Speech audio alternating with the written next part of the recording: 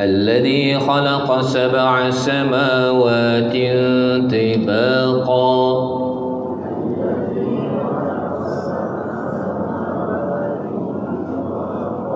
ما ترى في خلق الرحمن من تفاوت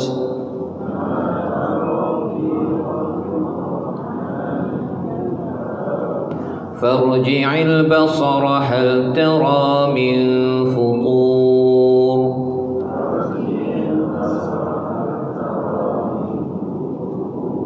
ثم ارجع البصر كرتين ينقلب إليك البصر خاسئا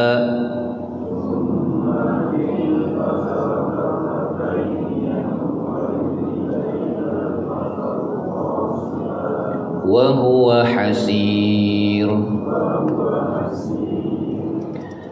Surah Al-Azim ayat yang ketiga, keempat, sama-sama kita ingin lihat kesinambungan daripada ayat yang pertama. Ya, ayat pertama, Allah yang ataupun raja pemilik kerajaan yang berkuasa pada setiap sesuatu walaupun kecil. Dan kita telah dijelaskan tadi bahawa kematian dan kehidupan di syurga, di akhirat nanti itu adalah ujian. Kematian dan kehidupan di sana adalah ujian kepada kita. Siapakah yang lebih ahsan, ya, yang lebih baik amalannya, bukan lebih banyak amalannya. Satu lagi perspektif. Tadi terbaik dengan lebih baik. Tapi kali ini kita melihat lebih baik berbanding dengan lebih banyak, ya. Jadi apabila kita memilih sesuatu amalan yang kita nak buat, ianya perlu mencapai kepada kualiti ihsan, kualiti yang baik di sisi Allah Subhanahu wa taala. Ada orang yang mungkin dia kata bahawa dia derma, tetapi kalau ianya tidak dibuat kerana Allah, maka ianya bukan ahsanu amalah. Ya, dia tidak mencapai kepada ihsan. Ihsan itu kita nampak Allah ataupun Allah nampak kita. Maksudnya anything mesti kita kaitkan dengan Allah, ianya mesti berpandukan panduan daripada Allah, bukan panduan kita. Ya, kalau panduan kita expect bahawa suami saya jadi terbaik, isteri saya jadi terbaik, anak saya jadi terbaik, semua nak terbaik, siapa nak jadi baik? Kan? Asyik semua nak ter sahaja, ya, baik. Dan antara barakah raja yang penuh dengan kebaikan ini, pada ayat yang ketiga, dia mencipta 7 petala langit berlapis-lapis. 7 petala langit berlapis-lapis.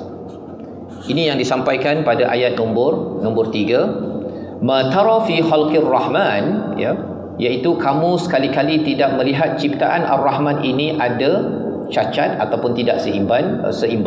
Farji'il basara hal tara min futur, lihatlah berulang kali adakah kamu lihat sesuatu yang tidak seimbang, ya.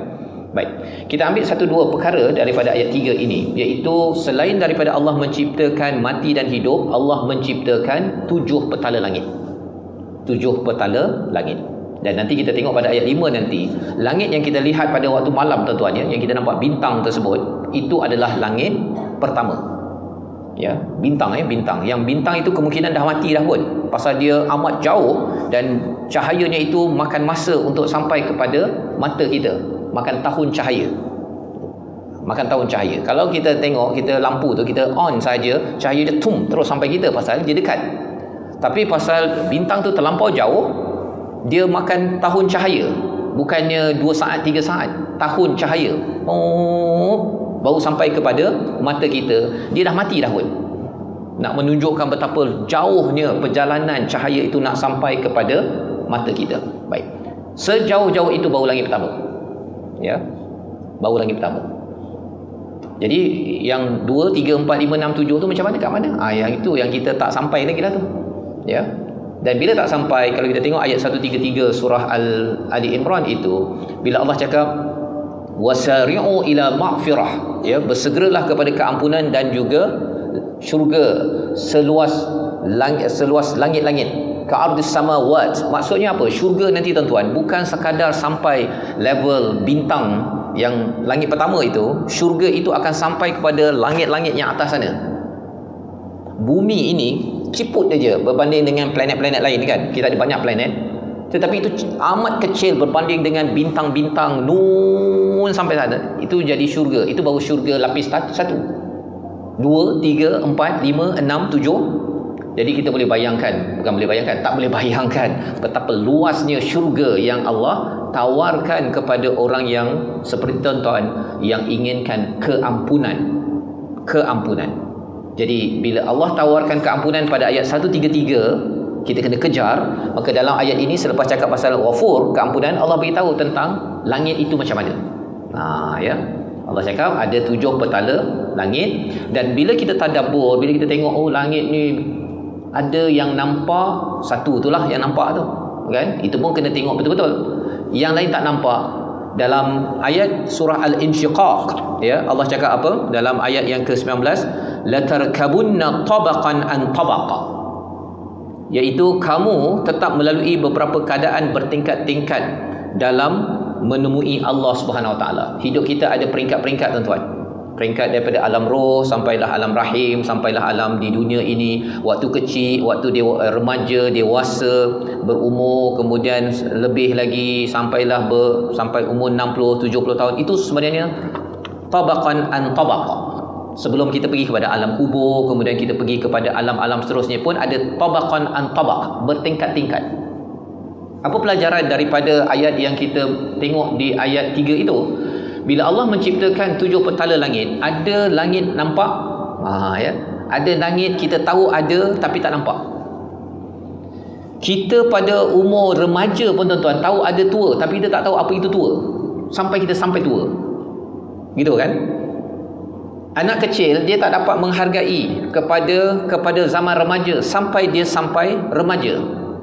Dan begitu juga kehidupan kita ini, kita baru rasa hidup sikit sini, kita tak nampak lagi ada lagi tabaq ataupun peringkat seterusnya yang amat mendebarkan.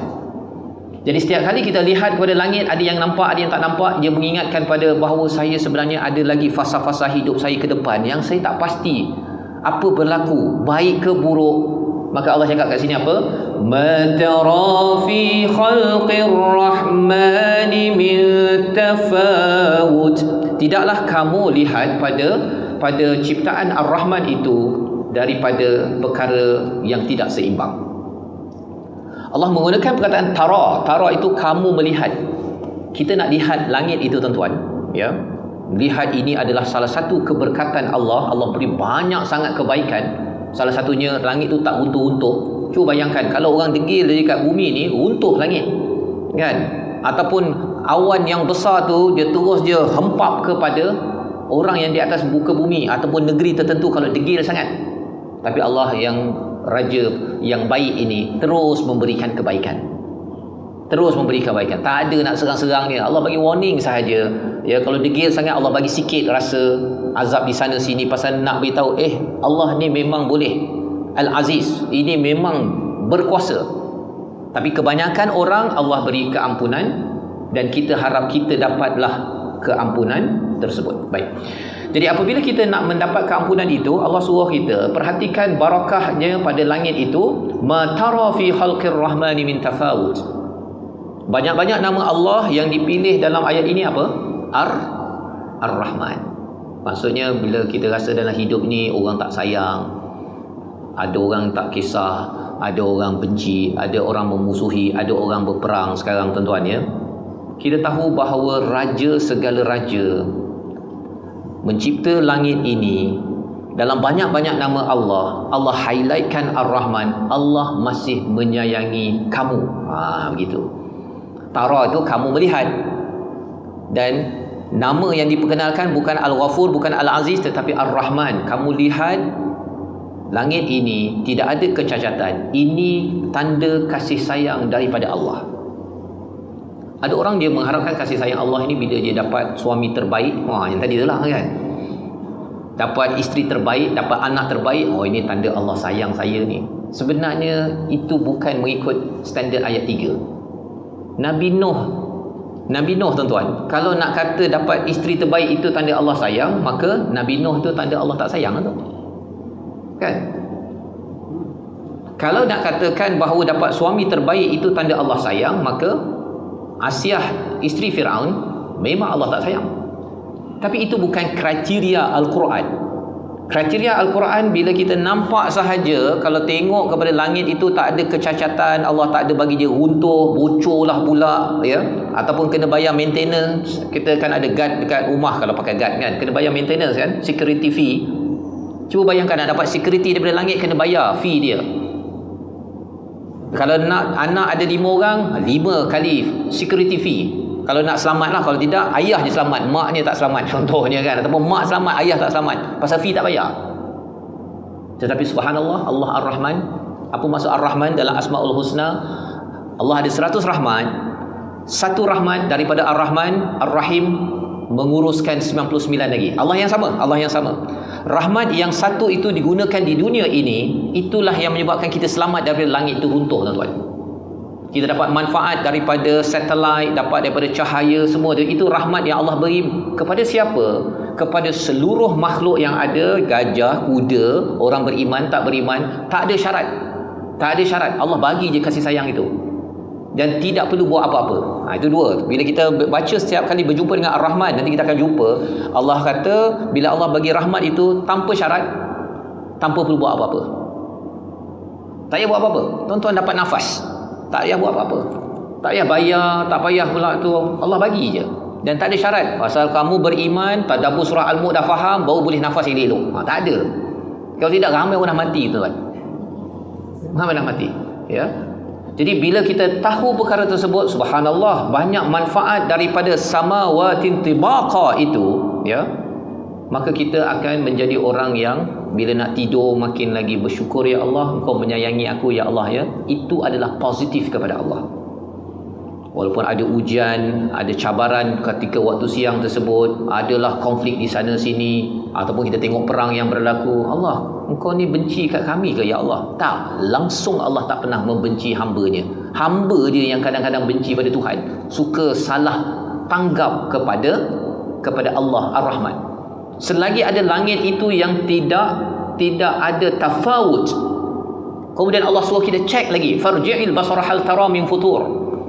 Cek balik, kembali balik tengok pada ayat nombor 4 itu, summarji'il basar. Kemudian bila kamu kembalikan penglihatan kamu kali kedua, yang qalib ilaikal basaru khasi'an wa huwa hasir. Kamu tidak akan mampu untuk mencari kesilapan, kelemahan itu. Mengapa Allah suruh kita tengok itu? Satu adalah apabila kita makin nak mendekatkan diri pada Tuhan, kita makin berfikir tuan-tuan. Kita observe. Bintang kalau kita tak observe betul-betul, kita tak nampak bintang. Kita nampak gelap je.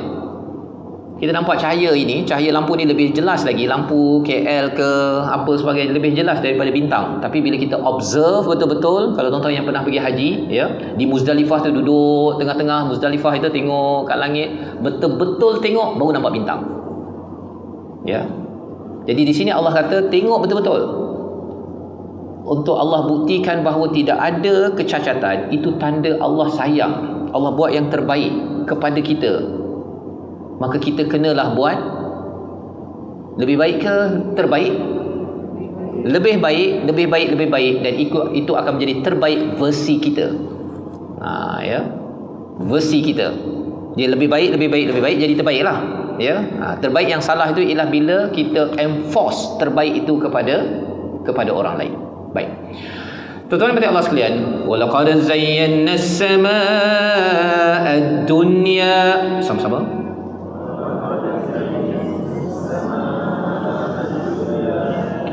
Walaqad zayyana as-samaa'a ad-dunya bimasabih.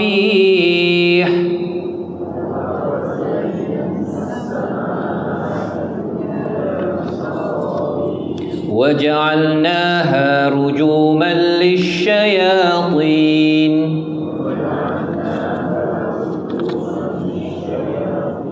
وَأَعْتَدْنَا لَهُمْ عَذَابَ السَّعِيرِ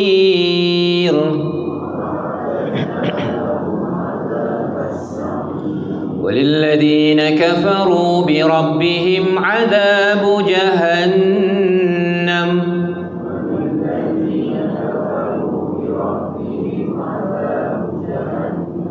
wa bi'sal masir. Dua ayat, ayat yang kelima, ayat yang keenam daripada surah Al-Mulk. Dan sesungguhnya kami telah menghiasi langit. Ini as-sama, tuan-tuannya, bukan as-samawat. Ini as-sama maksudnya tempat tinggi langit.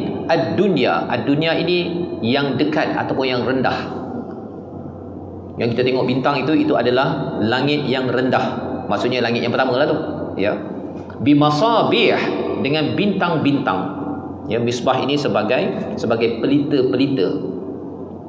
Wa ja'alnaha rujuman lisyayatin, dan kami jadikannya sebagai perejam ataupun melempar kepada syaitan. Kami siapkan bagi mereka azab yang menyala-nyala. Baik.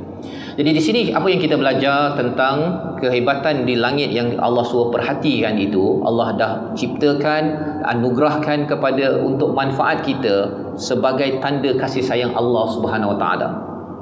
Sama ada kita sempat malam tengok pada langit sebelum kita balik rumah selepas Isyak, ataupun tak sempat disebabkan duduk kat rumah, tetapi yang pastinya langit itu masih ada, kita masih selamat, itu adalah tanda kasih sayang Allah. Tidurlah dengan kasih sayang Allah.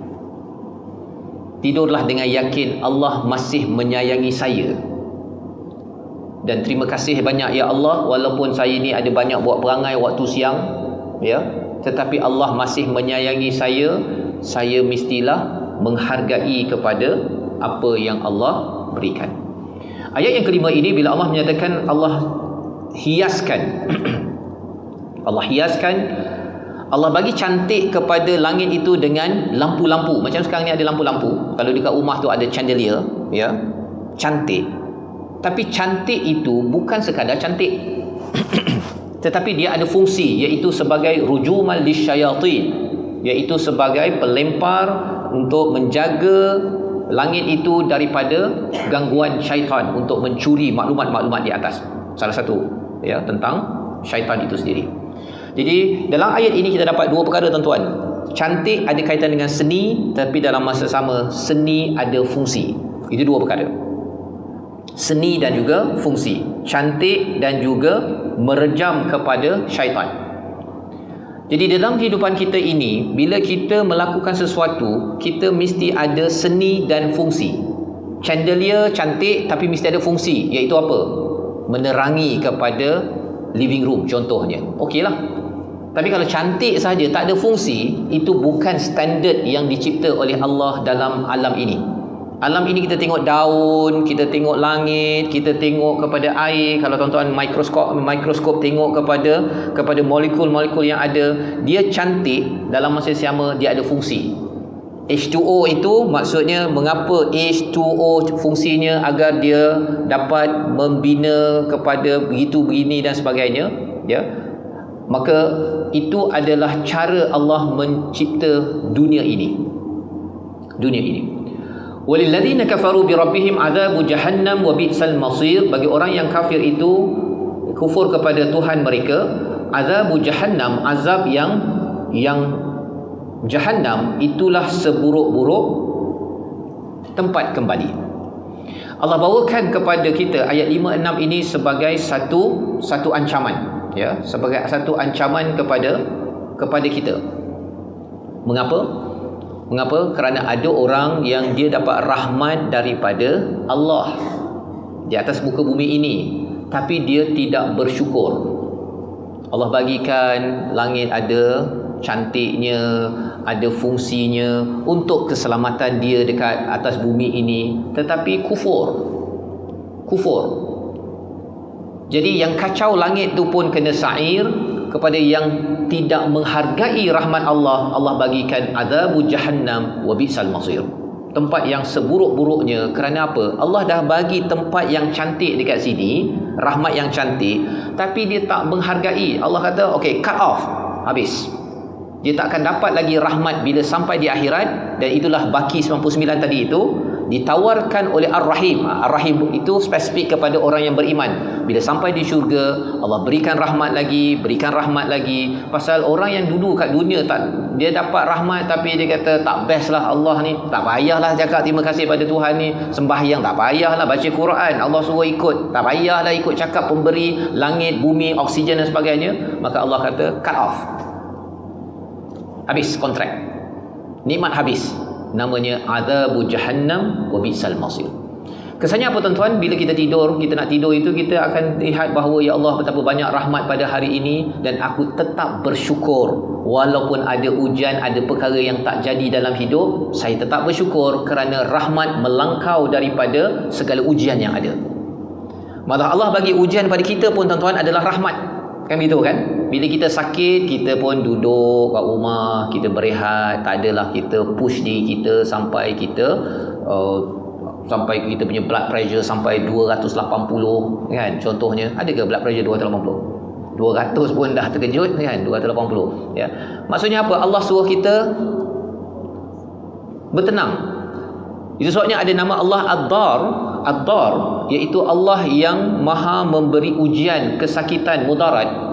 Berbeza dengan manusia tuan-tuan. Kalau dia memberi sakit, memberi mudarat, dia nak merosakkan kita. Kalau manusia itu buat sesuatu yang menyakitkan pada kita.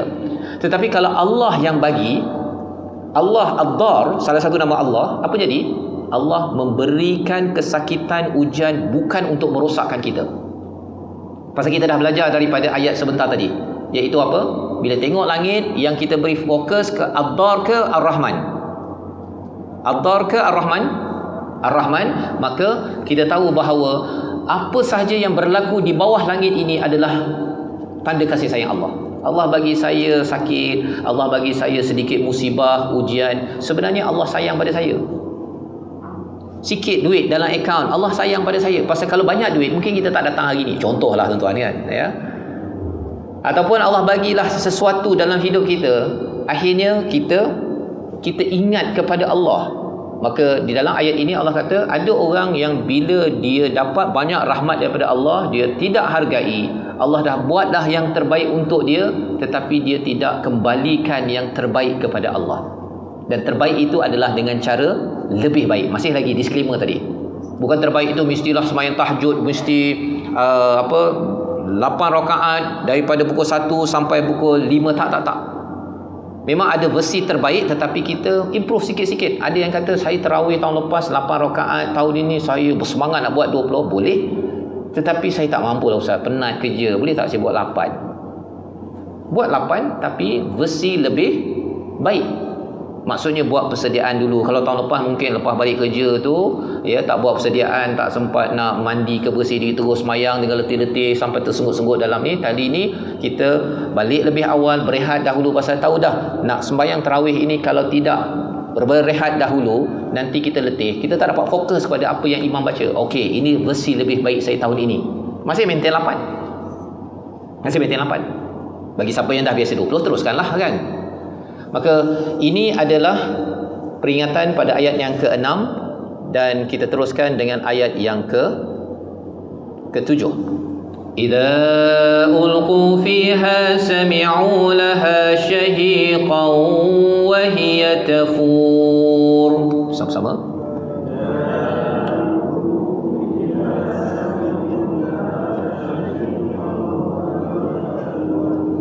Apabila mereka dilemparkan ke dalamnya, mereka mendengar suara neraka yang mengerikan, sedang neraka itu menggelegak. Syahiqa itu bunyi seperti keldai merintih jerit. Kalau tuan-tuan pernah jumpa keldai, ketika kalau dekat Mesir tu dulu ketika saya belajar, ada orang kata biqiyah, kan, maksudnya dia minta baki-bakilah sampah ke besi buruk ke apa ke, dia akan ambil kereta keldai tu, dia akan letak dekat atas keldai tu, sama ada kereta ataupun letak belakang keldai tu, letak load sampai dia bunyinya, dia ada bunyi tuan-tuan ya, tapi kat sini saya tak pasti.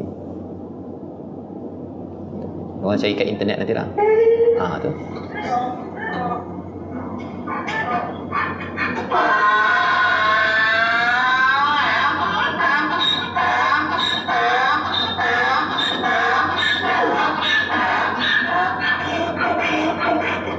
Itu namanya syahiqa. Syahiqa. Orang yang masuk ke dalam neraka, dia berbunyi macam keldai ini kerana terlampau sakit. Itu dia punya tuan lah, bukan dia. Itu dia.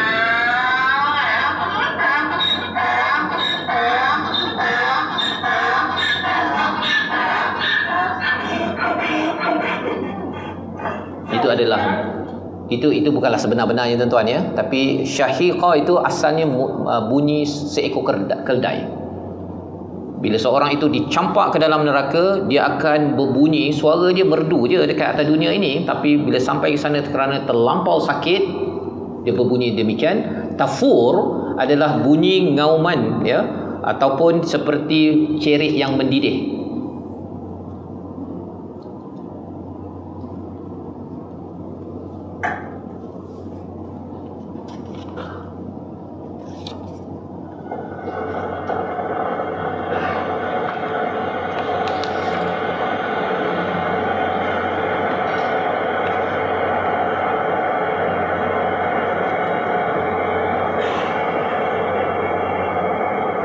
Maka begitu adalah bunyi ya, bunyi neraka yang menggelegak lebih dahsyat lagi tuan-tuan. Itu ciri biasalah ya.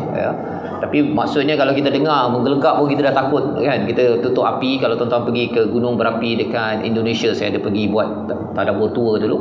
Ada satu di Bromo kalau tak silap ya. Dia masih lagi gunung berapi aktif. Kalau kita pergi ke situ kan, kita dengar bunyi menggelegak macam lebih lagi lah kan, pasal dia masih lagi mendidih dan tak ada kat sana, dia tak ada letak gate ke apa ke. Kita boleh tengok menggelegak situ. Kalau terjatuh je kita tuan-tuan, selesai ya. Tengok pun gayat dah, tapi pasal dia security tak kuat sangat pada waktu itulah. Tak tahulah sekarang kan, masih lagi kat Bromo kalau tak silap ya. Itu adalah antara senario yang berlaku bila Allah nyatakan sebentar tadi, iaitu apa?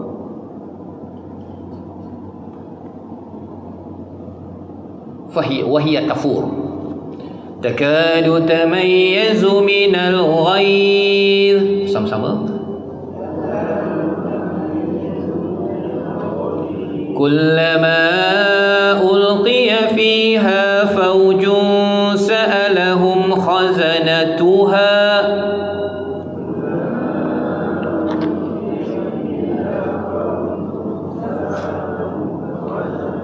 Alam ya'tikum nadhir. Hampir-hampir neraka itu terpecah lantaran marah. Ghaiz ini tuan-tuan namanya marah ya. Itu sebabnya pada ayat 134 surah Ali Imran Allah cakap sifat orang yang bertakwa itu menderma ketika sarra' wa dharra, ketika senang dan susah, wal kadhiminal ghaiz, dia dapat menutup kemarahan dia. Allahu Akbar ya. Bulan Ramadan ini tuan-tuan, kita doalah kita ni dapat belajar menutup kemarahan. Wal kadhiminal ghaiz, bukannya tahan marah tuan-tuan. Dia tahan marah, muka dah macam hak apa, macam Incredible Hulk tu kan. Dia marah pada anak ke, marah pada orang, dia tahan, tutup marah itu ialah orang tak nampak marah dekat muka dia. Itu sifat orang ahli syurga.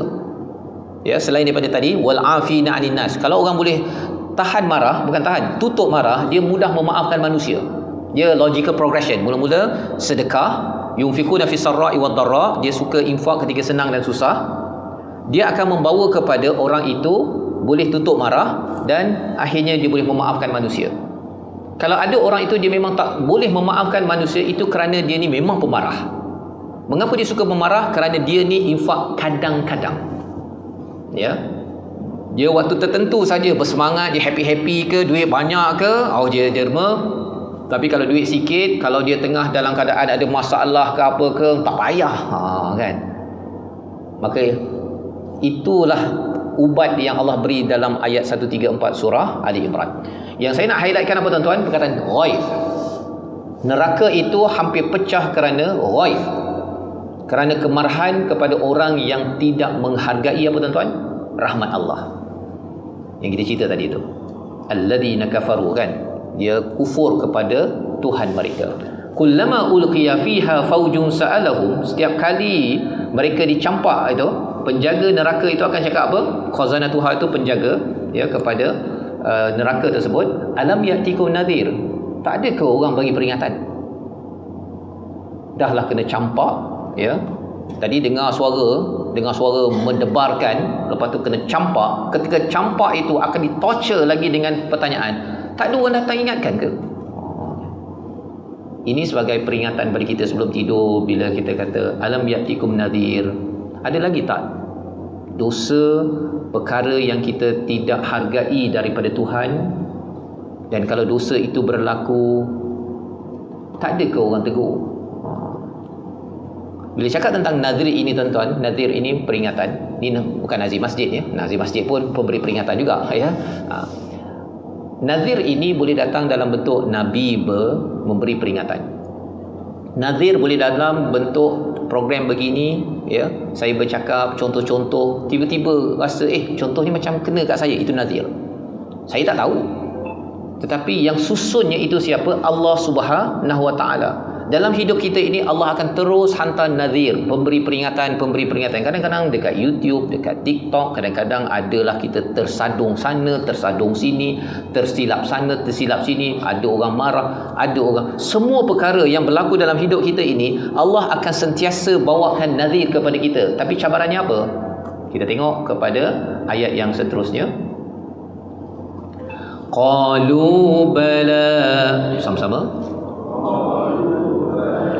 قد جاءنا نذير فكذبنا وقلنا ما نزل الله من شيء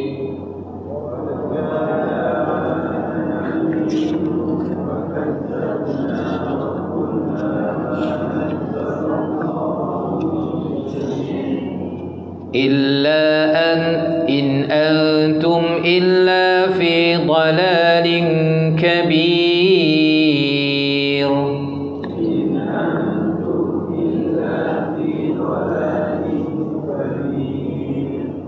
Ada lebih kurang gitulah ya. Tapi jauh dalam neraka lah yang kita harapkan kita tak jadi begini tuan-tuan ya. Too late. Allah bawakan perkara ini, preview kepada neraka itu, agar sebelum daripada tidur dalam hidup kita ini mengakulah. Tak ada ke orang yang ingatkan? Jawapannya ada. Tetapi apa yang berlaku? Qad ja'ana ya. Apabila datang kepada kami seorang rasul, diterjemahkan sebagai rasul ya. Nadhir itu open, tak semestinya rasul. Dalam konteks di musyrik Mekah itu memang rasul. Fakadzabna, kami menafikan, kami mendustakan.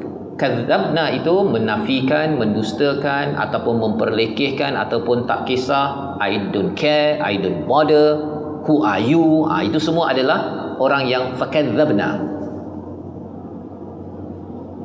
Maka di dalam ayat ini antara tragedi dalam hidup kita yang Allah ingatkan agar kita jangan ulang, jangan buat, ialah apabila ada peringatan, jangan dismiss kepada peringatan tersebut. Dan perkara itulah yang diingatkan bila kita baca ayat 9. Hari ini ada tak orang ingatkan kamu untuk baiki balik ahsanu amala?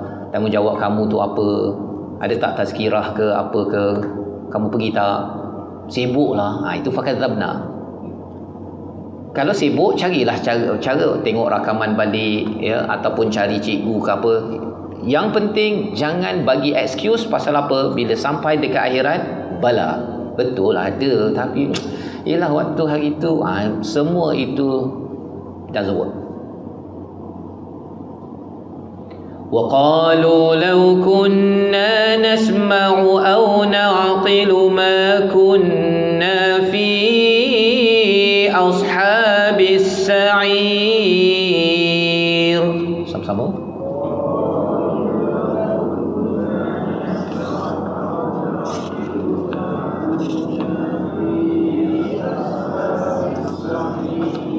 Baik. Jadi ada wa ya, ada wa dekat situ, maksudnya ni package lah ni. Tadi dia dah cakap, dia cakap lagi waqalu kalaulah ya, kunna nasma'. Dua perkara tuan-tuan ya. Kalau kami mendengar ataupun berfikir, memahami sebagai orang yang mencari kebenaran, ma kunna fi ashabis sa'ir. Tentu kami tak akan jadi di kalangan ahli neraka. Jadi dalam ayat ini sebenarnya dua perkara yang perlu diberi perhatian dalam hidup kita. Kena pastikan ada masa kita mendengar kepada peringatan. Carilah ruang. Tak sempat datang masjid, ya, kuliah maghrib, kuliah duha, YouTube ke media sosial banyak yang amat. Kan? Kena cari tuan-tuan. Kena cari. Jadi kalau hari tu kita alamak dah saya tak dengar lah, maka kita cari sedikit ruang untuk mendengar. Pasal apa? Pasal bila tuan-tuan memilih hari ni nak mendengar ini adalah sebagai satu pelaburan untuk memastikan kita tak akan cakap lagi pada Allah, tak sempat lah ya Allah. Tak boleh. Pasal apa? Ini adalah perkataan ahli neraka yang Allah bawakan agar kita, pasal Allah sayang, Ar-Rahman, Allah bagi awal-awal lagi, mak penyayang, dia cakap jangan main tepi longkang. Kan begitu kan? Dia bukannya anak tu dah masuk dalam longkang, kan mak dah cakap kan, jangan main tepi longkang. Bukan sekadar itu, mak tu akan cakap banyak kali, banyak sampai anak tu kata okeylah mak, tak payahlah main tepi longkang. Mak happy lah, walaupun anak tu tak happy.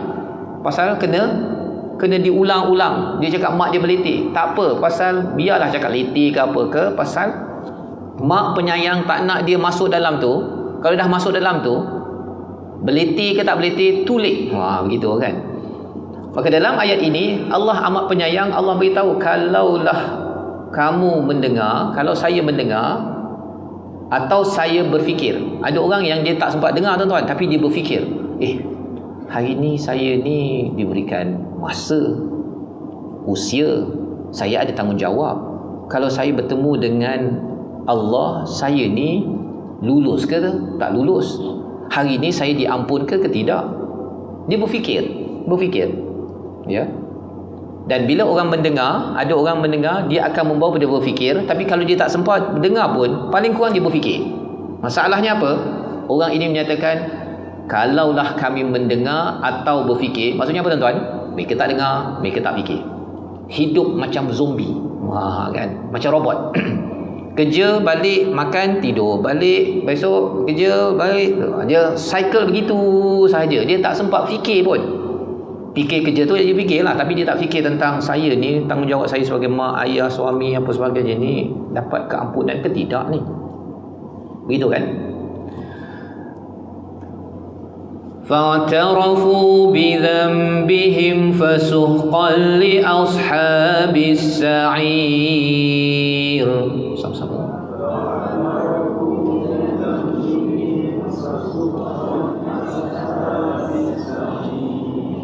Maka tuan-tuan dimati Allah sekalian, sebelum kita pergi pada ayat ini, naqilu tadi itu, ya, yang kita dengar tadi, nasma'u atau naqilu.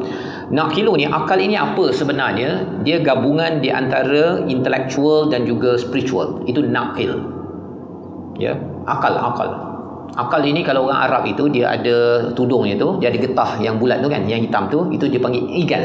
Ya, igal, ain, qaf, lam sebenarnya, tetapi qaf dekat Saudi tu dia guna ga, jadi igal. Ya. Apa peranannya untuk memastikan tudung itu tak jatuh? Maka bila kita menggunakan akal, menggunakan pemikiran kita untuk berfikir dengan neraca iman, itu pentingnya. Dengan neraca spiritual, maka kita akan berfikir, Allah jadikan aku ni sebenarnya untuk apa ya? Kan? Allah jadikan langit itu, Allah bagi barakah banyak-banyak ni untuk apa? Untuk aku jadi lebih baik. Hari ni aku lebih baik ke tak? Bila dia selalu fikir perkara itu sebelum tidur, itu naqil. Dan kesannya apa? Kesannya fa'tarafu bidzambihim fasuhqan li ashabis sa'ir. Akhirnya mereka mengakui dosa-dosa mereka sebagai orang yang kufur ingkar, maka tetaplah jauhnya rahmat Allah dari ahli neraka. Ini mereka yang dah sampai ke sana. Mereka baru sedar dosa mereka. Orang yang mendengar dan juga berfikir di sini, dia sedar dosanya kat mana tuan-tuan? Sebelum tidur. Sebelum tidur lagi, sebelum dia dimatikan, sebelum dihidupkan, kalau dia hidup esoknya, dia dah sedar dah. Tapi orang ini, dia sedar selepas dia dibangkitkan daripada mati. Jadi, di sinilah sebenarnya pentingnya mendengar dan berfikir tuan-tuan. Hadir majlis-majlis begini adalah untuk kita tengok balik, sebenarnya ada sesuatu yang, bila kita rasa begitu tuan-tuan, itu tandanya Allah dah bagi dah rahmat preview agar kita jangan jadi begini. Allah Ar-Rahman, Raja yang penuh kebaikan, tak nak kita jadi begini. Jadi Allah beritahu awal-awal lagi. Allah beritahu awal-awal. Dan bila dapat perkara ini kepada setiap ahli keluarga, pada anak-anak kita tuan-tuan ya, dia baca surah Al-Mulk, tetapi dia ada mindset begini. Dia sedar dosa dia berbanding dengan ayah nak kena ingatkan dosa dia. Contohnya kan, kalau anak ada telefon, ayah tak boleh nak cek isi kandungannya. Kan? Pasal itu kita dah didik dia, kita bagi dia, kita tidak boleh mengintip-ngintip ke dalam telefon dia. Ada nak main tanya telefon Abah yang beli kan, mesti ni abah nak tengok apa isi dia. Ayah tak boleh buat begitu. Pasal itu namanya tajassus dalam surah Al-Hujurat. Kan? Kita berprasangka, kemudian kita tajassus, kita mengintip-ngintip, mencari kesalahan orang, tak boleh. Tapi anak saya ni macam mana saya nak pastikan dia jadi baik? Kita kena didik. Tuan-tuan kan? Yang selebihnya itu dia. Samalah suami ke isteri suami ke, tak boleh bang, mai sini telefon saya nak cek apa abang buat, kan? Tajassus. Nak ingatkan bang, kita doakanlah kita buat baik-baik, abang guna telefon elok-elok kan, cakap gitu okey. Tapi kalau sampai mai sini saya nak jadi FBI pada hari ni, saya nak cek kan, itu adalah sebagai satu dosa tuan-tuan. Dia bukan sekadar alah takkan tak boleh ustaz, kita suami isteri ustaz. Ya, tapi Quran paling tinggi. Kan? Pasal ada orang yang dia rasa alah kita okey je. Ya okey, tetapi kita tak nak kita yang okey itu tidak okey di sisi Allah Subhanahu Wa Taala. Itu sebabnya mengapa privacy amat dijaga dalam Al-Quran. Ya. Sama juga kalau kita berbincang tentang yang di internet lah sekarang tuan-tuan kan. Harta suami, harta isteri, harta isteri, harta isteri. Begitu kan? Ataupun harta isteri, harta suami. Dia kena ingat bahawa harta suami, harta isteri, harta isteri. Bila suami bagi isteri, jadilah harta isteri. Kalau isteri ada duit, dia bagi suami, saya bagi pada abang. Contohnya kan, sebagai hadiah. Jadilah harta suami. Dia tak boleh main, tak apa. Harta suami saya ni, semua kad dia tu saya ambil je, saya swipe je. Kan? Saya letak dekat Shopee ke kat mana ke, saya ting tu Shopee tu saya tak kisah kan, unlimited kecuali diberi izin. Pasal apa tuan-tuan? Pasal dia melibatkan hak. Pasal harta suami bila dia meninggal, dia jadi faraid, dia bukan jadi milik 100% isteri. Dia akan bagi pada anak, kalau ada anak perempuan saja, tak ada anak lelaki, dia akan pergi pada adik-beradik dia pula. Jadi kalau si isteri dah habiskan duit si suami kan, dia akan dah tak ada duit, faraid tak sampai, dia memakan harta yang haram. Kan? Jadi kita kena clear tentang perkara tersebut. Sama juga tentang privacy tadi, ya. Jadi di sini fa'tarafu bidzambihim, orang tu sedar dosa awal-awal pasal dia baca surah Al-Mulk. Pasal dia mendengar dan juga berfikir. Dia dengar ilmu, oh baru saya tahu, saya tak tahulah ustaz. Iyalah, memang kena dengar. Kalau tak dengar memang tak tahu. Ya. Maka tuan-tuan yang mati Allah sekalian, kita teruskan lagi. Innal ladzina yakhshawna rabbahum bil ghaibi lahum maghfiratun wa ajrun kabir.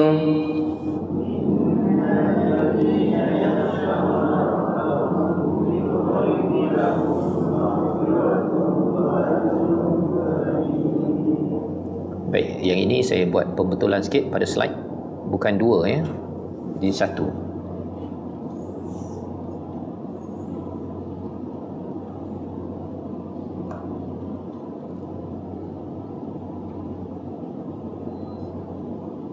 Okey. Dua tawaran untuk satu sifat. Bukan dua sifat. Silap. Okey.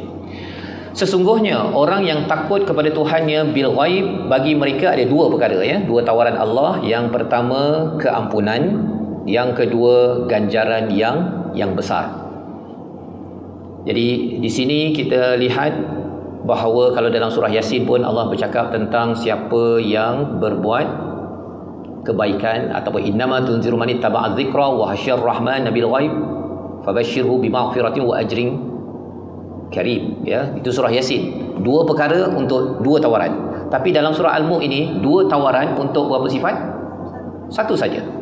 iaitu orang yang takut kepada Tuhan ketika dia berseorangan, al-ghaib, maksud yang pertama. Yang kedua, ketika dia tak nampak Tuhan, ya, Tuhan kita tak nampak. Nombor dua. Nombor tiga, bil ghaib itu azab-azab Tuhan dia tak nampak, tetapi dia amat-amat takut kepada azab yang diberi warning oleh Allah, azabus sa'ir sebentar tadi. Maka inilah orang yang takut kepada Allah. Dia takut untuk dia tadi mengintip-ngintip, dia takut pasal itu dosa besar. Dia takut mengumpat pasal dia tahu bahawa itu dosa besar. Dia takut untuk dia memandang ringan kepada Al-Quran pasal itu adalah satu kesilapan. Maka bila dia takut itu, sifat itu tuan-tuan menyebabkan seorang itu mendapat keampunan pada apa yang telah berlalu, dan dia mendapat ganjaran yang besar pada kehidupan dia yang akan datang. Jadi hidup dia akan jadi tenang sebelum masuk tidur. Sebelum masuk tidur, baggage keampunan ataupun baggage semua kesilapan-kesilapannya itu Allah akan ampunkan. Dia ada peace of mind pasal yang lepas itu Allah akan ampunkan, dan yang akan datang itu Allah akan beri ganjaran yang besar, bukan kecil. Bukan kecil. Mengapa kabir dekat sini? Kerana bagi setengah orang dia rasa bahawa takut Allah itu adalah kecil. Tapi sebenarnya dia adalah sesuatu yang amat besar, terutama sebelum kita tidur. Kalau tidak, apa jadi tuan-tuan? Kalau seorang itu tidak takut pada Allah sebelum tidur, dia rasa bahawa mengumpat tu okey apa?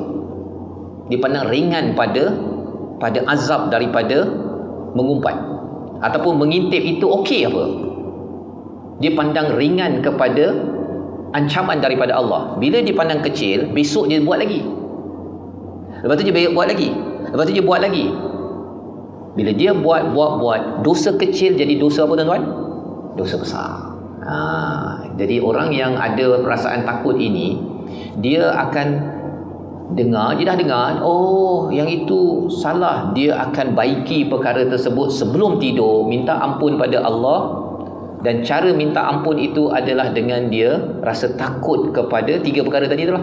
Ya, satu, takut pada Allah, dia tak nampak.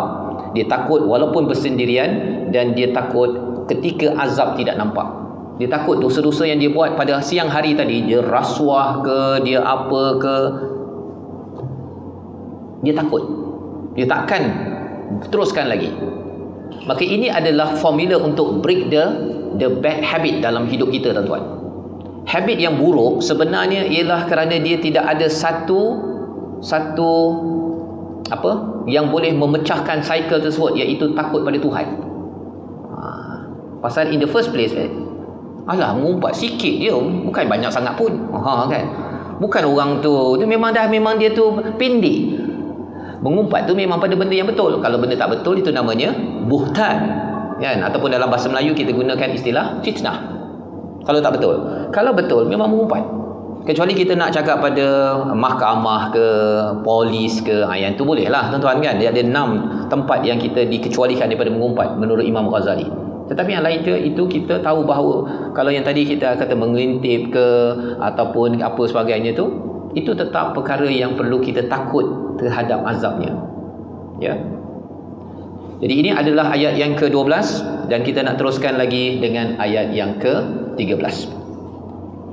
Wa asirru qawlakum aw ijharu bih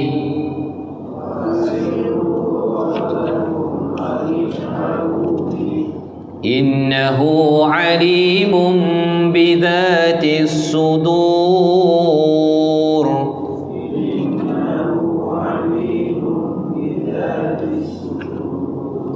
Baik. Dan tuturkanlah perkataan kamu dengan perlahan. Sir itu perlahan, tuan-tuan, ya. Perkataan kamu yang perlahan ataupun yang jahar, yang jelas, nyata, sama sahaja bagi Allah, ya. Kerana apa? Sesungguhnya dia amat mengetahui bidzatis sudur, akan apa yang ada di dalam lapisan nombor 1 hati kita, namanya sadrun ataupun pluralnya sudur. Bukan ke kalau dalam hati, kalau niat dia tak jadi dosa lagi? Kalau benda yang terlintas dalam hati berdosa ke tak berdosa, tuan-tuan?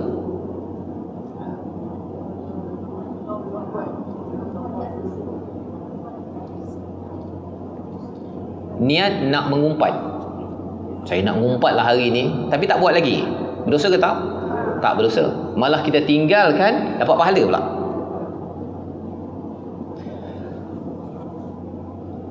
Dia tu bawa beg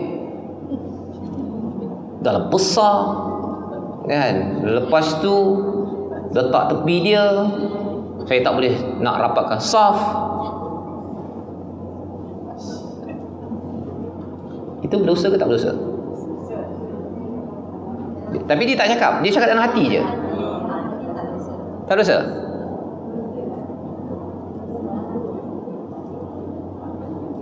Ataupun dia kata, itu beg tu, petaling strip tu. Dosa ke tak dosa? Dekat hati je, dekat hati je.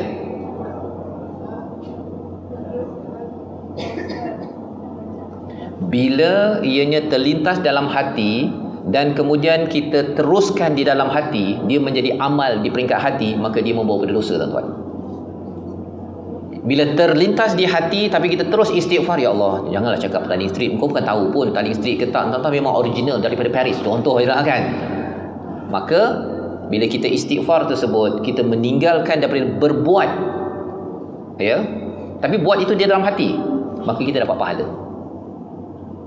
Jadi rupa-rupanya ayat ini walaupun sir, tuan-tuan, orang dengki ini dia dalam hati ke ataupun terus keluar dekat mulut ataupun perkataan dia ataupun perbuatan dia?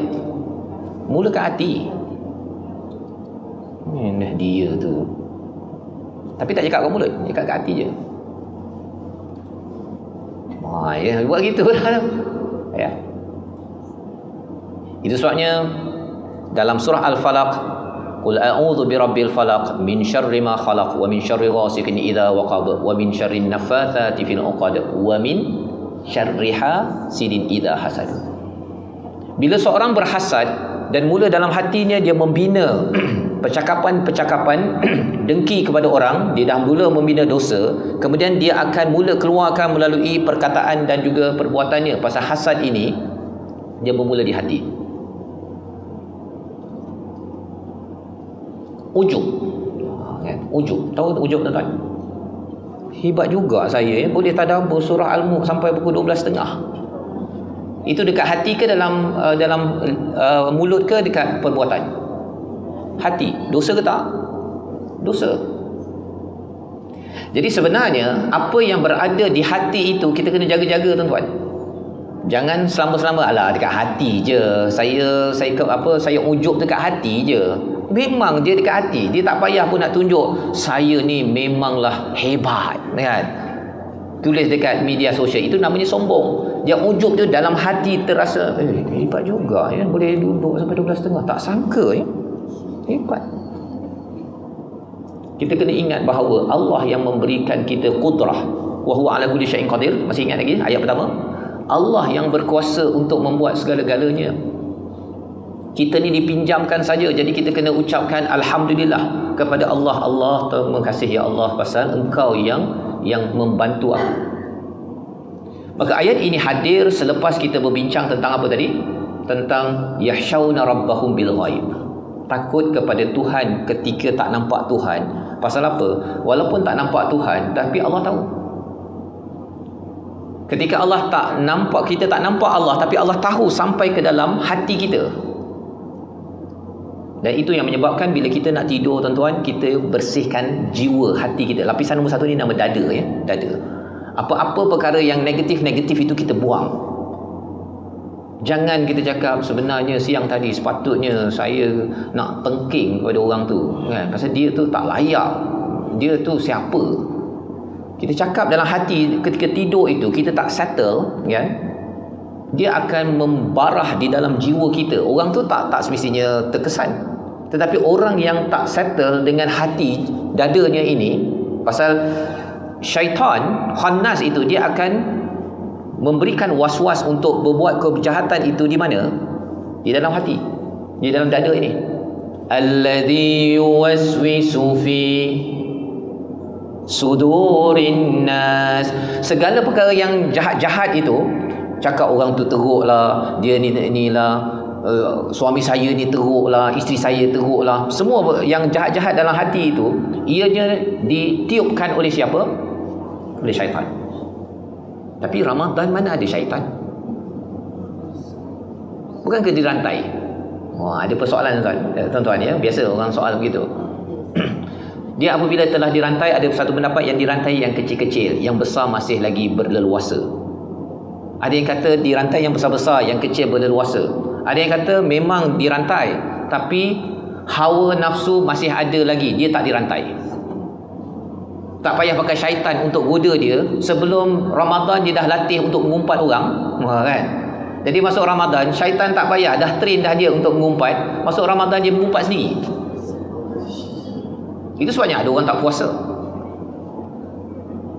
Dia boleh puasa tapi tak puasa pasal sebelum Ramadan dia telah dilatih oleh syaitan. Degillah pada Tuhan. Jadi syaitan tak payah, okey, masuk Ramadan, masuk, tengok apa jadi. Wah, engkau ni bagus ya, telah di-train, well trained. Dan itu sebabnya tuan-tuan, pada bulan Ramadan kita kena tengok apakah habit kita. Kalau habit kita suka baca Quran, kita ni memang suka bercakap elok, subhanallah, kalau katakan di luar Ramadan adalah terlepas sana sikit, itu mungkin kerana ada gangguan syaitan dan kita terlupa nak minta perlindungan, kita kena attack. Tetapi kalau bulan Ramadan pun jenis kalau memang dengan anak pun tengking, kan, ataupun dengan suami ke, dengan isteri ke, dengan orang ke, nak tengking juga. Buka puasa pun kan, gitu kan, jangan masuk gitu tu. Kalau bulan Ramadan pun berlaku begitu, kalau tadilah kita cakap tentang mengintip ke, Ramadan pun buat mengintip, mengumpat, apa-apalah yang dalam surah Al-Hujurat itu, dah tahu dah bahawa ini bukan kerja syaitan. Ini sudah hawanya, ini sudah dilatih oleh syaitan. Tak perlu syaitan untuk menggoda. Jadi bila kita tengok-tengok balik, pada ketika membaca surah Al-Mulk ini, kita hadirkan apalah yang ada pada jiwa dada saya ni, yang baik-baik tak kepada orang lain, kepada Allah, ataupun ada yang tak baik. Asal Allah tahu. Kalau tahu di hati itu, di dada itu ada ujub ke, ataupun takbur ke, ada sum'ah ke, ada pelbagai penyakit-penyakit hasad ke, Allah tahu.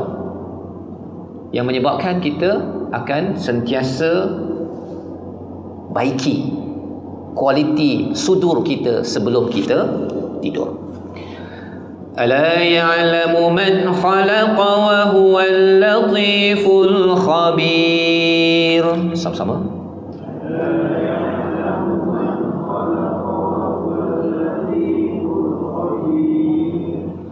Tidakkah Allah, ya, ala ya'lamu, ya, tidakkah dia mengetahui yang menciptakan sekalian makhluk, wa huwal latiful khabir, sedang ia maha halus pentadbirannya, lagi maha mendalam pengetahuannya, ya. Allah letakkan lagi nama Allah yang seterusnya, banyak asmaul husna dalam surah Al-Mulk ini.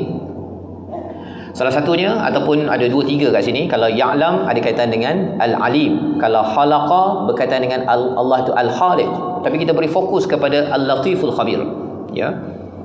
Allah itu al-latif, Allah itu amat lembut pentadbirannya. Ini pernah diucapkan oleh Nabi Yusuf alaihi salam pada ayat yang ke-100 surah Yusuf. Bila Nabi Yusuf itu masuk ke dalam telaga, dijual harga murah, kemudian dimasukkan penjara padahal dia tak buat salah pun, Nabi Yusuf menyatakan Allah itu latif.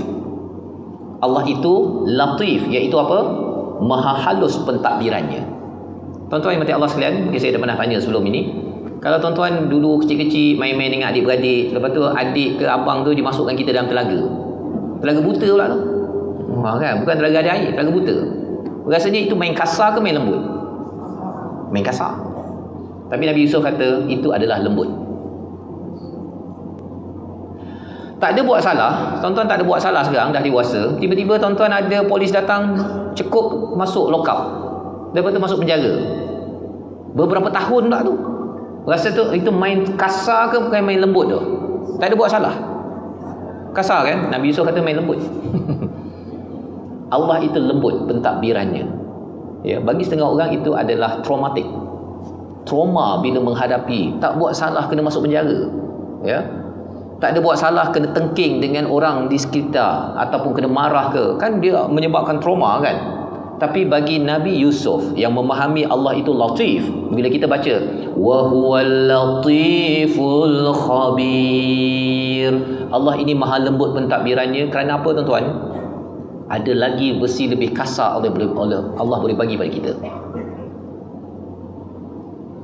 Allah boleh bagi lebih kasar kepada Nabi Yusuf, bukan masuk telaga saja, masuk telaga terus mati.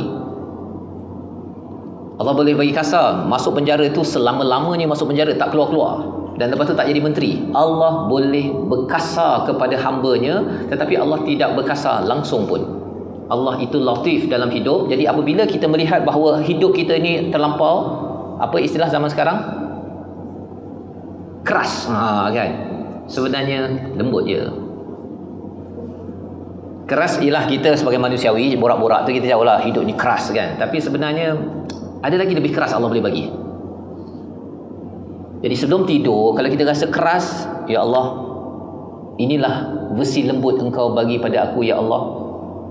Pasal Engkau tahu aku mampu tahan tahap mana, dan Engkau Al-Khabir, Engkau tahu apa yang ke depan, ke belakang, yang mendalam, yang aku tak tahu. Itu Al-Khabir, walaupun diterjemahkan maha mendalam pengetahuannya, bukan maha mengetahui, ya, maha mendalam.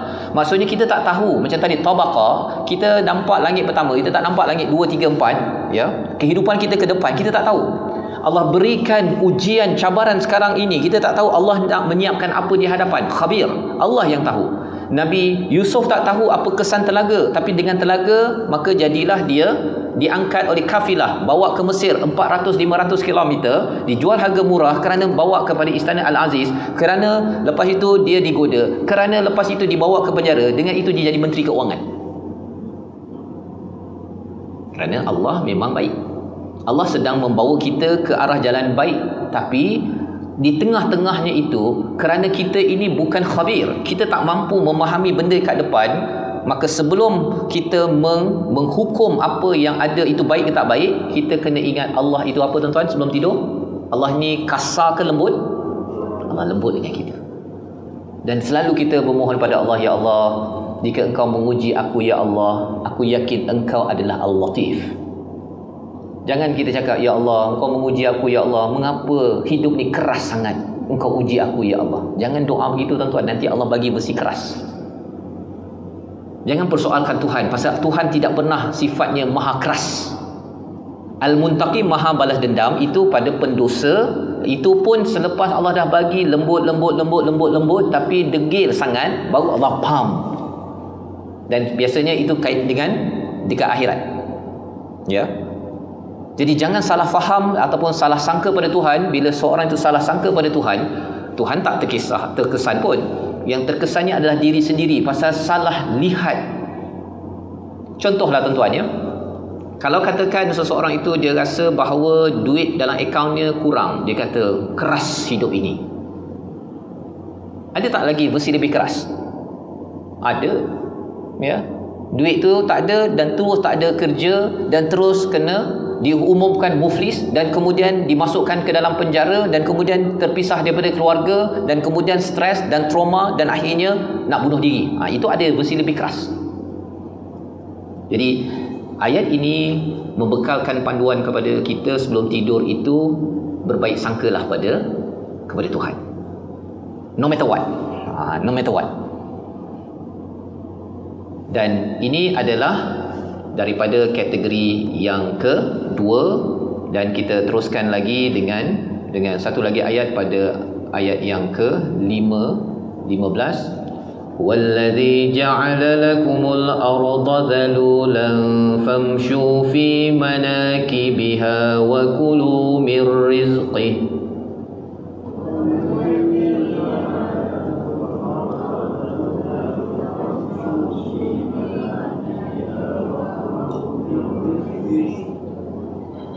Wa ilaihin nusyur. Jadi di sini Allah memperkenalkan lagi. Kalau tadi kita berkenalan dengan wa huwal latiful khabir, Allah ini lembut, Allah mengetahui apa yang di depan sana, yang mendalam, yang saya tak tahu, ya, Allah lebih tahu. Maka kita berbaik sangka kepada Allah. Kali ini Allah beritahu lagi, dialah ya. Ini sebenarnya apa? Pembaharuan tauhid sebelum kita tidur. Bila banyak hua ini membaiki balik tauhid kita tuan-tuan. Walaupun tak sempat dengar ceramah tauhid pada waktu siang itu, tapi tauhid kena renewed, kena dibaiki, diperbaharui sebelum tidur. Pasal bila kita positif kepada Allah, kesimpulan pada semua itu bila cakap tentang tauhid, la ilaha illallah, kalau kita tidur tak sempat cakap la ilaha illallah pun, kita mati dalam keadaan husnul khatimah insya-Allah. Pasal berbaik sangka dengan Allah. La ilaha illallah itu tidak ada ilah kecuali Allah. Tidak ada ilah yang memberikan apa? Kalau tadi tidak ada ilah yang maha lembut kecuali Al-Latif. Tidak ada ilah yang amat mengetahui secara mendalam kecuali Al-Khabir. Itu sebabnya ilah itu ada 99 nama yang wajib kita ketahui itu. Dia punya intipatinya kepada perkataan Allah itu sendiri. Itu sebabnya mengapa bila seseorang itu menyatakan la ilaha illallah dakhalal jannah, pasal dia sentiasa mempunyai sangkaan baik kepada Allah Subhanahu wa taala. Ayat yang ke-15 Allah menyatakan, dialah yang menjadikan bumi itu mudah bagi kamu, maka berjalanlah di segala penjurunya dan makanlah sebahagian daripada rezekinya, dan hanya kepadanya lah kamu dibangkitkan. Di sini Allah menyatakan bahawa Allah jadikan bumi ini zalula, dimudahkan. Dahlah Allah ni latif, lembut. Allah yang lembut ini, pentadbirannya Allah mudahkan bagi bumi ini untuk kita apa? Mencari rezeki. Famshu fi manakibiha, berjalanlah di segenap rantau ceruknya itu, wa kulu min rizqi, makanlah daripada rezeki kurniaan Allah. Apa yang kita belajar kat sini? Rezeki kita kena berusaha, kena bergerak.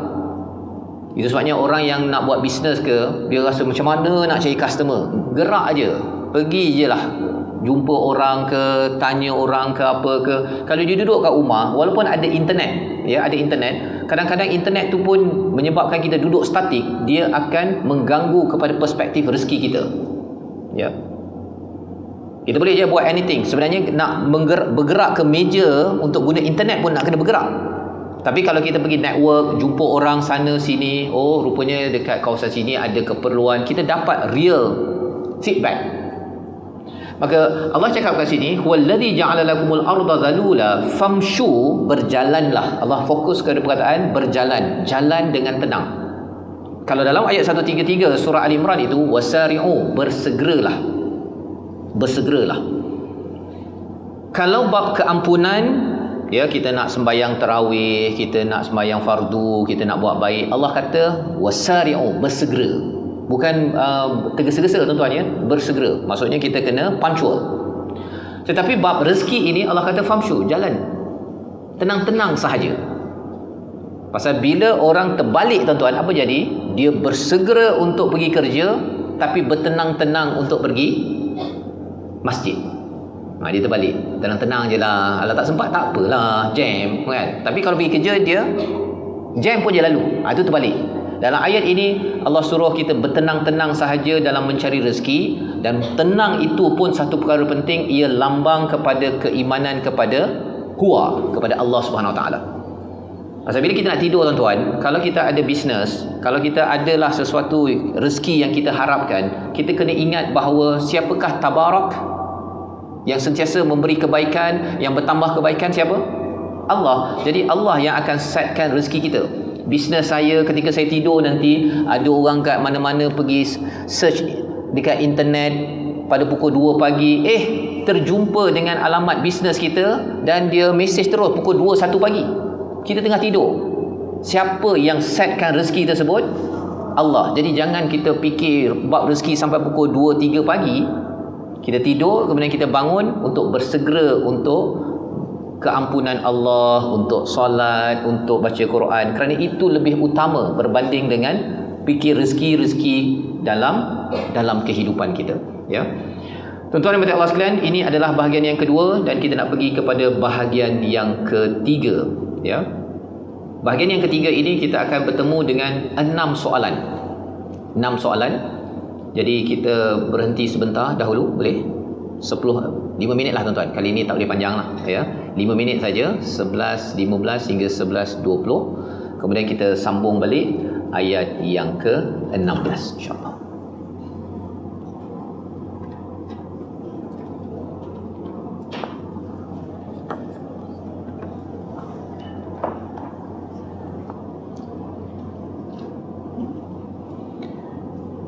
Okey, terima kasih kepada semua. Kita berehat sebentar. Kita sambung balik selepas ini ya. Bagi sahabat-sahabat yang berada di online, kalau siapa-siapa nak belajar tentang Asmaul Husna, dekat bio saya tu ada link, boleh terus masuk